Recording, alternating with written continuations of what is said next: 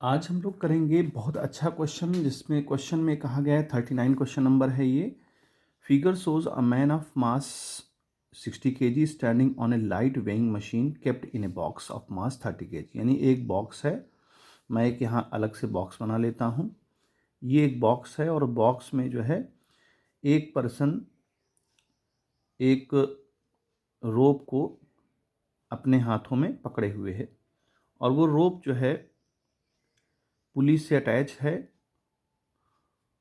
तो आप ध्यान दें क्वेश्चन में कि इस जो बॉक्स है, बॉक्स का मास 30 kg है और ये मैन का मास है 60 kg। क्वेश्चन बहुत अच्छा है। बॉक्स इज हैंगिंग फ्रॉम ए पुली, यानी बॉक्स जो है हैंग है पुली से, एक हिस्सा इसका, और दूसरा हिस्सा वो लड़का जो है मैन उसने पकड़ रखा है और वो लड़का जो है एक वेइंग मशीन के ऊपर खड़ा है जो कि बॉक्स के अंदर रखी हुई है। तो कहता है what is the weight showing by the machine, और उसने ऐसे पकड़ रखा है इस रोप को कि ये पूरा बॉक्स जो है कहीं मोशन में नहीं है, यानी पूरा सिस्टम रेस्ट में है। तो कहता है कि जब इस वक्त जब रेस्ट में होगा तो what force should he exert on a rope to get his correct weight on the machine. तो कहता है कि उस समय क्या फोर्स लग रहा होगा जिस समय ये रोप जो है रेस्ट में है, यानी पूरा सिस्टम रेस्ट में है। और दूसरा क्वेश्चन पूछता है कि करेक्ट वेट क्या होगा। दो इसमें क्वेश्चन पूछे गए हैं। तो देखिए ध्यान दीजिए, एक हम आपको क्लू पॉइंट बता देते हैं की पॉइंट टाइप में, कि जब कोई भी व्यक्ति अगर किसी वेइंग मशीन में खड़ा है तो उसका वेट जो लग रहा होगा वो नीचे की तरफ लगेगा और रिएक्शन फोर्स ऊपर की तरफ काम करेगा। यानी रिएक्शन ही है जो आपका वजन बताता है, ग्रेविटेशनल फोर्स बताता है, वो रिएक्शन फोर्स है। मशीन में जितना आप लोड डालेंगे मशीन उतना ही बताएगी, जाहिर सी बात है। मशीन तो भाई, मशीन से क्या मतलब, आपने कितना लोड डाला उस पर निर्भर है ना। तो जो लोड आप डालोगे वही उसका रिएक्शन दे देगी वो मशीन, वही रिएक्शन फोर्स हमको अपना वेट बताता है और उसी से हम पता करते हैं। लेकिन अगर आप इमेजिन करो कि अगर किसी ऊपर कोई आप एक रोप पकड़े हुए हैं, थ्रेड कोई पकड़े हुए हैं, रस्सी कोई पकड़े हुए हैं, उसको नीचे खींच रहे हैं अगर आप, तो जब नीचे खींच रहे हैं तो इस रोप में भी एक रिएक्शन फोर्स आएगा, यानी टेंशन फोर्स आएगा। जितना आप नीचे घसीटेंगे, उसको नीचे की तरफ घसीटेंगे, तो उस पर उतना ही टेंशन आएगा रोप पर। और उस वक्त आपका जो वेट है ना वो उतना नहीं दिखाएगा, यानी कि मशीन जो है आपको रिएक्शन फोर्स उतना नहीं दिखाएगी, कम दिखाएगी। आपका एक्चुअल वेट वहाँ नहीं पता चल पाएगा, यानी रिएक्शन फोर्स आपका लेस हो जाएगा आपके वेट से। ये बहुत ही ध्यान देने वाली बात है, बस यही एक की पॉइंट है यहाँ पर जो इस पूरे क्वेश्चन की जान है। तो अब हम बात करते हैं कि कैसे जो है हम इस क्वेश्चन को सॉल्व करते हैं। तो देखिए सबसे पहले मैन का एफबीडी बनाते हैं कि मान लीजिए ये मैन है, ठीक है, और ये मैन जो है वेइंग मशीन पर खड़ा हुआ है। तो अब क्या होगा, इसमें जो मैन है, मैन का जो वेट है नीचे की तरफ काम करेगा mg, और चूंकि उसने थ्रेड पकड़ रखा है तो टेंशन फोर्स ऊपर की तरफ काम करेगा। और एक चीज और ध्यान दीजिए, ये जो रिएक्शन, जब टेंशन नीचे खींच रहा होगा रोप को, तो यहाँ जो मशीन है वो रिएक्शन फोर्स बता रही होगी और वो रिएक्शन फोर्स ऊपर की तरफ बताएगी। जाहिर सी बात है कि आप नीचे इसको दबाएंगे तो वो रिएक्शन फोर्स ऊपर बताएगी। तो यहाँ पर हम एफबीडी जब बनाएंगे तो यहाँ इन बातों का ध्यान रखेंगे। तो अब देखिए, और पूरा सिस्टम रेस्ट में है, ये ध्यान रखना है। तो यहाँ देखिए ऊपर की तरफ कौन कौन फोर्स लग रहे हैं, टी लग रहा है, एक रिएक्शन फोर्स जो मशीन दे रही है, जो कि फिर से मैं बता दूं जो मशीन रिएक्शन फोर्स दे रही है वो वेट के बराबर नहीं होगा क्योंकि उसने रोप पकड़ रखा है। हाँ, रोप ना पकड़ा होता तो वो बिल्कुल बराबर बताती, ठीक है। और ये नीचे की तरफ इसका भार लग रहा है, mg लग रहा है। तो एक तो इक्वेशन हमारी ये बन गई, इसको हम मैन को m1 मान लेते हैं, तो ये एक इक्वेशन बन गई। अब दूसरा हम बनाते हैं बॉक्स के लिए। देखिए एफबीडी, ये बॉक्स है, ठीक है, ये बॉक्स है। अब देखिए बॉक्स में एक टेंशन फोर्स काम कर रहा है, ये जो थ्रेड आपका था, रोप था। और ध्यान दें कि जो कि कनेक्टेड है, ये पूरी एक सिंगल पुली से, तो जो टेंशन यहाँ होगा वही टेंशन यहाँ भी होगा, तो इस पर एक टेंशन फोर्स काम कर रहा होगा। एक बात। दूसरी बात, अब ध्यान दें बात को, चूंकि मशीन जो है मशीन के अंदर यानी बॉक्स के अंदर एक जो वेइंग मशीन रखी हुई है, जब आप उसको दबा रहे होंगे, यानी कि जब जो लड़का अंदर बैठा है जो दबा रहा होगा मशीन को, वही रिएक्शन फोर्स ऊपर की तरफ आता है। वही तो हम लोगों ने पहले वाले इसमें काउंट किया कि वो रिएक्शन फोर्स ऊपर तरफ आता है। इसका मतलब जितना वो दबा रहा होगा उतना ही रिएक्शन फोर्स ऊपर आ रहा होगा ना। मेन बात ये है, बॉक्स और मशीन को हमने वेइंग मशीन को एक एक पर्टिकुलर सिस्टम मान लिया है कि जो वेइंग मशीन है उसका कोई वेट नहीं है, तो आप वेइंग मशीन को बॉक्स समझ लीजिए। यानी बॉक्स आप पर रिएक्शन फोर्स लगा रहा था मशीन के थ्रू ऊपर की तरफ। इसका मतलब जितना रिएक्शन फोर्स ऊपर काम कर रहा था उतना ही मशीन पे आपने रिएक्शन मतलब उसका वेट लगा रखा होगा, यानी दबा रखा होगा। यानी जो रिएक्शन फोर्स वो मशीन आपको दे रही है उतना ही रिएक्शन फोर्स आपने उसको दिया होगा नीचे की तरफ, तभी वो आपको पलट के ऊपर दे रही है। वेट तो आप छोड़ दीजिए, वेट उसका क्या है, वो तो एक डजन मैटर हो गया। हम वेट की यहाँ बात ही नहीं कर रहे हैं। हम बात कर रहे हैं कि जो रिएक्शन फोर्स पहले केस में आपको ऊपर मिल रहा था उतना ही फोर्स आप नीचे लगा रहे होंगे, तभी रिएक्शन ऊपर मिलेगा आपको। तो यानी यहाँ पर जब यहाँ बॉक्स की बात करेंगे तो वो रिएक्शन फोर्स भी लेंगे। ठीक है। और दूसरी चीज, जो इस बॉक्स का वेट है वो नीचे की तरफ काम करेगा, जाहिर सी बात है, तो इसको m2 मान लेते हैं, m2g। तो अब यहाँ देखिए इसका विधि बनाते हैं तो क्या बनेगा, t ऊपर की तरफ, r ये वाला नीचे की तरफ, और m2g भी नीचे की तरफ। तो इसको हम नीचे की तरफ के लिए एक मिनट यहाँ पर, हाँ ठीक है।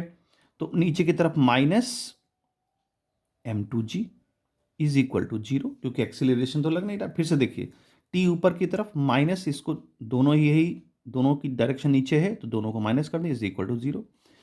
तो यहाँ से क्या इक्वेशन लिखी जा सकती है, T minus R is equal to m2g। अब इक्वेशन 1 और 2 को सॉल्व कर लें।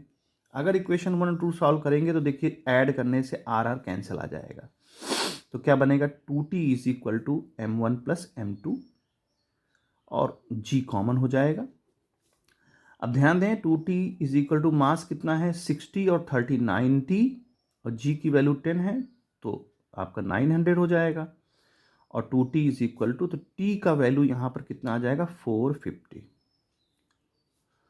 ठीक है। अब t की वैल्यू हम यहां पुट कर दें पहले इक्वेशन में, तो 450 plus r is equal to m1g। तो m1 कितना था, मास था 60 और g था तो 600 हो जाएगा, तो r की वैल्यू आ जाएगी 150। अब देखिए ये न्यूटन में नहीं है, आंसर हमको न्यूटन में बताना है। तो रिएक्शन फोर्स कितना हो जाएगा उस समय, अगर हम इसको जी से डिवाइड कर दे 15 न्यूटन हो जाएगा।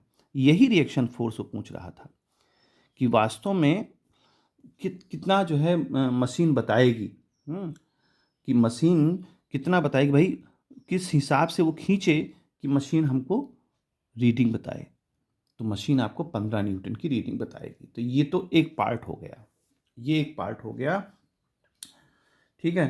तो पूछा था ना what is the weight shown by the machine, तो ये आपका 15 न्यूटन का मशीन बताएगी, क्योंकि मशीन पे आप जितना रिएक्शन फोर्स दोगे मशीन उतना ही पलट के आपको बताएगी।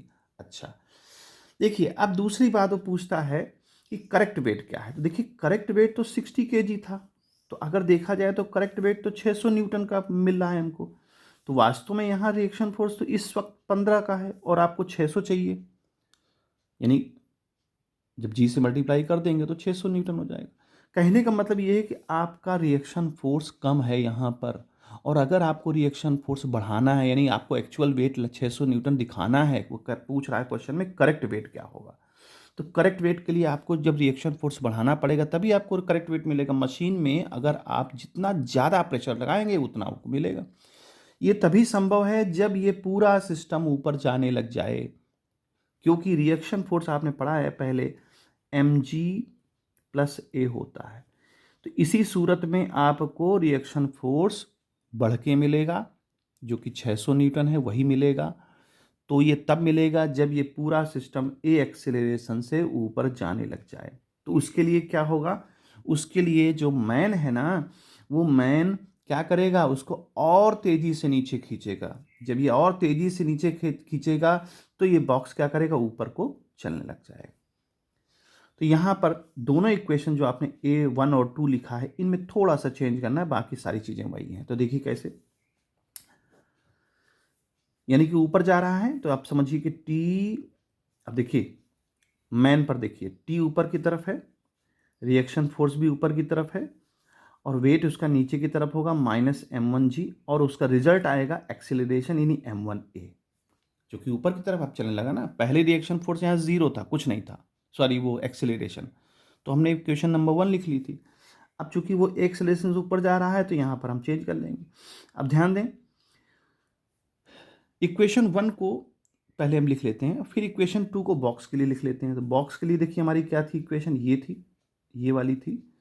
अब उसमें एक्सेलरेशन आप डाल दीजिए, तो क्या डाल देंगे, T minus R minus m2g is equal to m2a।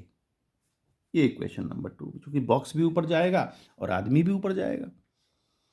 Okay, अब यहाँ पर हमको सॉल्व करने की ज़रूरत है। तो देखिए यहाँ पर रिएक्शन फोर्स पहले वाले इक्वेशन में देखें या दूसरे वाले इक्वेशन में देखें, इस वाले में रिएक्शन फोर्स हमारा कितना है, रिएक्शन फोर्स तो m1g के बराबर होगा, चूंकि करेक्ट वेट पूछ रहा है ना। तो अब रिएक्शन फोर्स हमारा क्या होगा, m1g के बराबर होगा।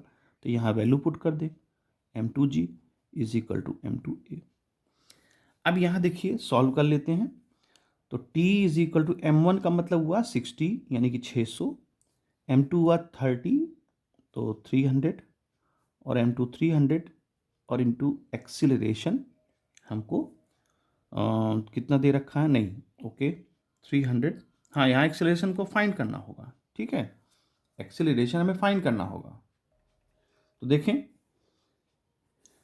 T माइनस 900 300 इंटू ए, यानी कि अगर हम ए की वैल्यू देखना चाहें तो ए की वैल्यू आ जाएगी T माइनस 900 और डिवाइड बाई 300। अब इस ए का इस्तेमाल हम फर्स्ट केस में कर लें। फर्स्ट केस हमारे पास क्या था, ये वाला था, तो यहाँ पर आप ए की वैल्यू पुट कर दीजिए तो टेंशन फोर्स मिल जाएगा आपको, और वही आपका आंसर हो जाएगा। क्योंकि हमें पता करना है ना कि रोप को कितना खींचे कि उसको ट्रू वेट मिले। तो रोप को जब खींचेगा तो टेंशन फोर्स मिलेगा, तो वही हमारा ट्रू वेट हो जाए, मतलब वही उसी टेंशन को पूछ रहा है कि कितना तेजी से खींचे। भाई जितनी तेजी से आप नीचे खींचेंगे उतना ही रोप में टेंशन आएगा। तो वो पूछ रहा है कितना तेज से खींचें कि हमें करेक्ट वेट मिल जाए। तो यहाँ टेंशन आपको फाइंड करना है। तो देखो ए की वैल्यू उठा करके इक्वेशन नंबर 1 पे रख दे, तो देखो क्या होगा, टी प्लस आर तो हमारा वही रहेगा, है ना, आर तो हमारा वही रहेगा, क्या, m1g। तो यहाँ से देखिए आर हमने m1g लिख लिया माइनस m1g और m1a। ए की वैल्यू हम क्या पुट करेंगे, t माइनस 900 अपॉन 300। तो देखिए यहाँ से m1g कैंसिल आउट उठ जाएगा, तो t की वैल्यू क्या आ जाएगी, m1 की वैल्यू पुट करते हैं, m1 की वैल्यू हमारी है 60, और ब्रैकेट में लेना पड़ेगा इसको t माइनस 900 और डिवाइड बाई 300।